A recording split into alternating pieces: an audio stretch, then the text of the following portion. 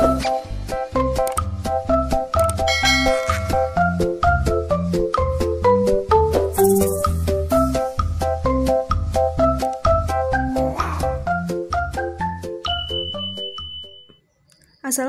warahmatullahi wabarakatuh. Selamat datang di channel YouTube Putri Ardifa. Pada video kali ini saya akan melanjutkan pembelajaran bahasa Inggris untuk kelas 9 yang ada pada chapter 9 yang berjudul What is it? Materinya masih sama ya. Di sini kita akan mempelajari tentang report text. Dan pada part keempat ini kita mulai pada halaman 182. Now we will work with two texts that are not punctuated at all. We will read them carefully in order to punctuate them properly one by one. The texts are all about social phenomena. First, we will study the example. Pada halaman 182 ini, kita akan membaca dua teks ya, di mana kedua teks itu tidak ada tanda bacanya, not punctuated. Nah, di sini nanti tugas kita yaitu memberikan tanda baca dan juga peletakan huruf kapital yang tepat pada teks tersebut. Nah, di situ terdapat teks yang berjudul tax ya. Tax ini artinya pajak. Untuk teks yang pertama di situ tidak terdapat tanda bacanya ya. Kemudian di halaman yang 183, nah di sini itu sudah diberikan tanda baca yang tepat pada bacaan tersebut. Penggunaan tanda baca yang tepat seperti titik, koma, titik dua, dan lain-lain ya. Kemudian kita juga memberikan huruf kapital yang tepat pada teks tersebut. Now we will study the example to analyze the text. Ya, kita akan menganalisis teks tersebut. Untuk jenis teks tersebut masih sama ya, yaitu report text. Oke, di halaman 184 di situ ada analisis teks ya. Dari teks yang sudah kita baca yang berjudul tax atau pajak. Untuk analisis yang pertama di situ ada main idea, ide pokoknya. Nah, ide pokok di situ berisi tentang definition atau definisi dari pajak itu tadi. Tax is money that is paid to the government. Pajak adalah uang yang dibayarkan kepada pemerintah. The money that government gets from tax is often called taxpayers' money. Uang yang didapatkan pemerintah dari pajak disebut dengan uang pembayaran pajak. Kemudian untuk detail faktanya di situ terdiri dari elemen, karakteristik, dan juga function ya. Untuk elemen, di sini ada dua, yaitu there are different kinds of tax: income tax, property tax, service tax, sales tax, and so on. Ada beberapa jenis pajak. Ada pajak pendapatan, pajak properti, pajak pelayanan, pajak penjualan, dan juga lain-lain. Yang kedua, tax is also paid on goods and service. Pajak juga dibayarkan untuk barang-barang dan juga pelayanan.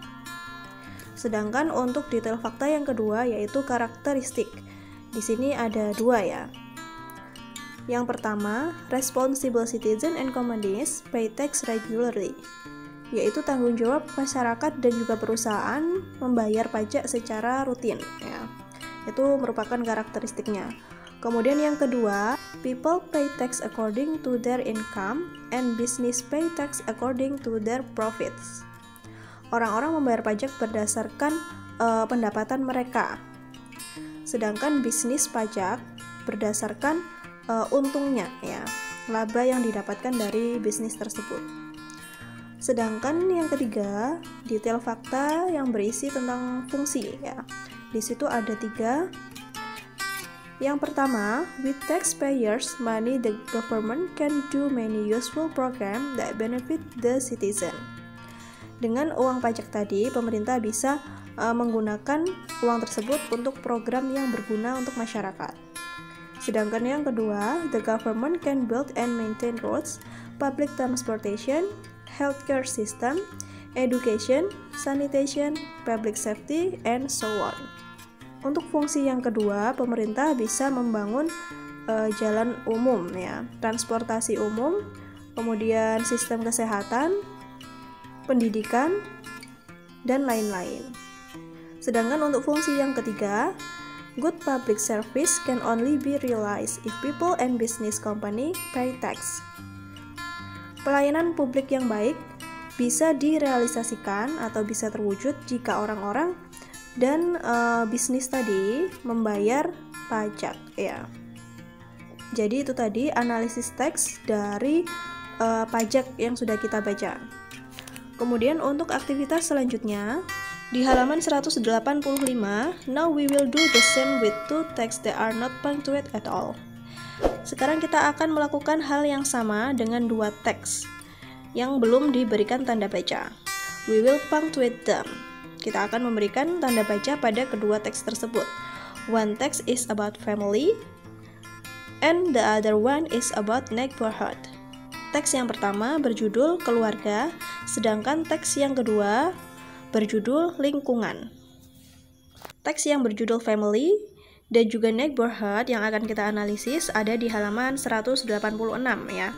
Nah, kedua teks ini belum diberi tanda baca, baik tanda titik, koma, titik 2 dan juga peletakan huruf kapital yang benar.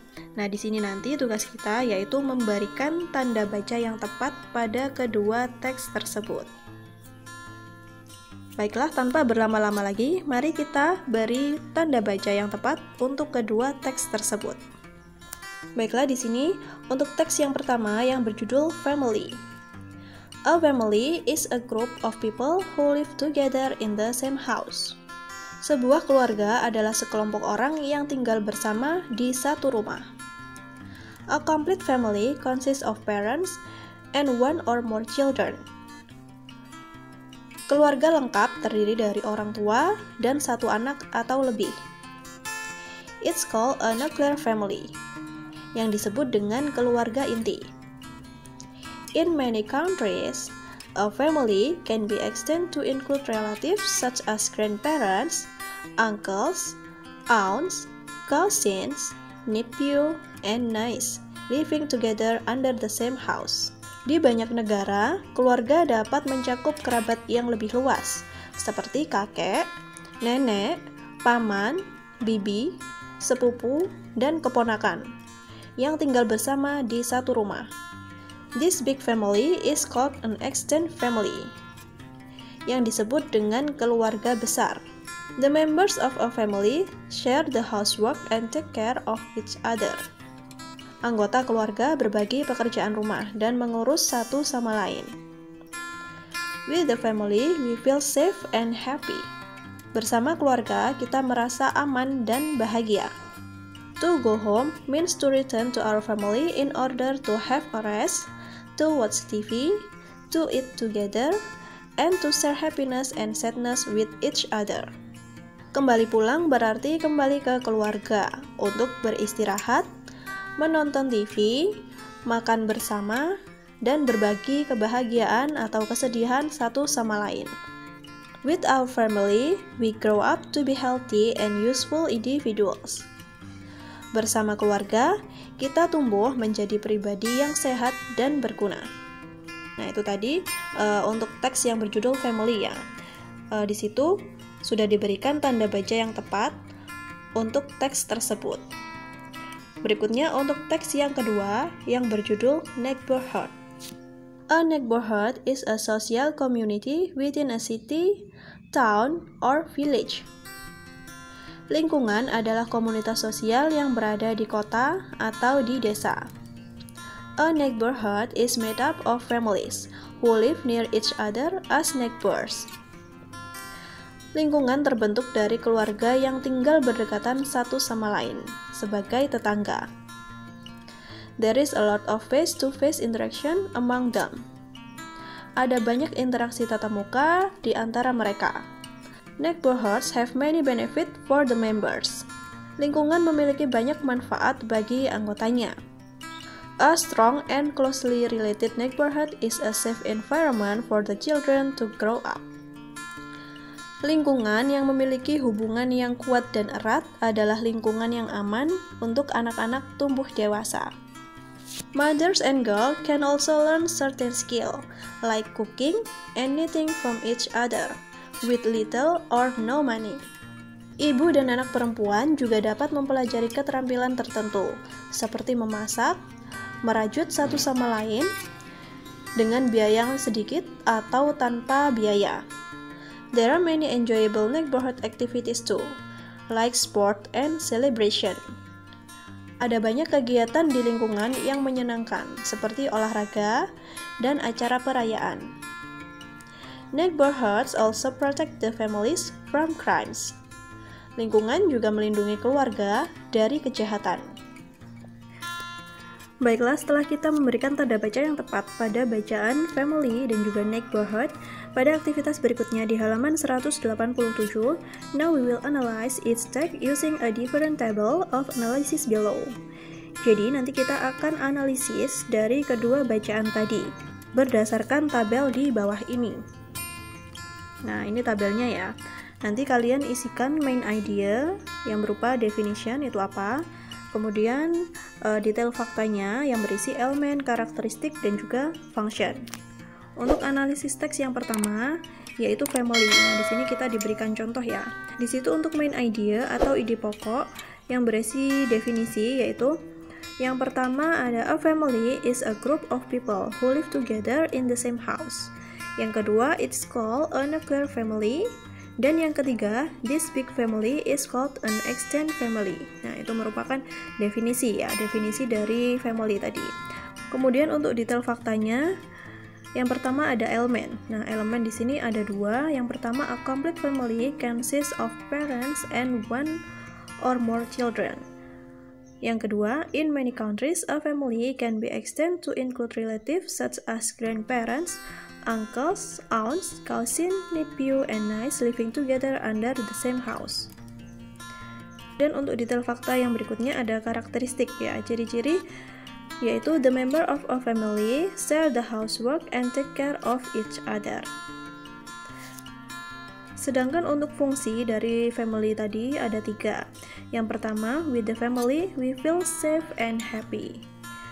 Yang kedua, to go home means to return to our family in order to have a rest, to watch TV, to eat together, and to share happiness and sadness with each other. Dan yang ketiga, with our family, we grow up to be healthy and useful individuals. Dan tugas kalian yang berikutnya yaitu menganalisis teks neighborhood. Seperti yang sudah dicontohkan di sini ya. Ada main idea, kemudian detail faktanya. Oke, langsung saja kita analisis teks yang berjudul neighborhood. Tabel analisisnya di sini sama seperti yang sebelumnya ya, ada main idea dan juga detail fact. Untuk main idea yaitu berisi definition. Definisi dari neighborhood adalah a neighborhood is a social community within a city, town, or village. Nah, itu merupakan definisi. Sedangkan untuk detail faktanya, yang pertama ada elemen. Untuk elemen, di sini kita isikan a neighborhood is made up of families who live near each other as neighbors. Sedangkan untuk karakteristiknya, there is a lot of face-to-face interaction among them. Itu merupakan ciri-ciri dari lingkungan ya. Mereka sering bertemu, sering berinteraksi satu sama lain. Kemudian untuk function atau fungsi dari lingkungan, di sini ada 5. Yang pertama, neighborhoods have many benefits for the members. Yang kedua, a strong and closely related neighborhood is a safe environment for the children to grow up. Dan yang ketiga, mother and girls can also learn certain skill like cooking and knitting from each other with little or no money. Untuk poin yang keempat, there are many enjoyable neighborhood activities like sport and celebration. Dan untuk poin yang terakhir, neighborhoods also protect the families from crimes. Jadi di sini untuk fungsinya dari lingkungan tadi ada 5. Yang pertama, lingkungan tadi sangat bermanfaat untuk anggotanya. Yang kedua, lingkungan yang kuat dan erat itu bisa membuat anak-anak tumbuh dengan baik ya. Kemudian yang ketiga, ibu-ibu dan anak perempuan juga bisa melatih keterampilan memasak dan juga merajut dengan biaya yang sedikit atau gratis.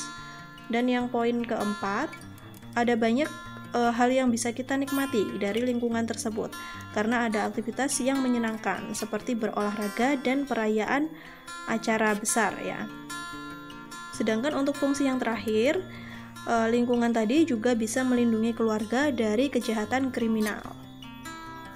Baiklah, itu tadi penjelasan dari saya tentang chapter 9 part keempat. Thanks for watching. Wassalamualaikum warahmatullahi wabarakatuh.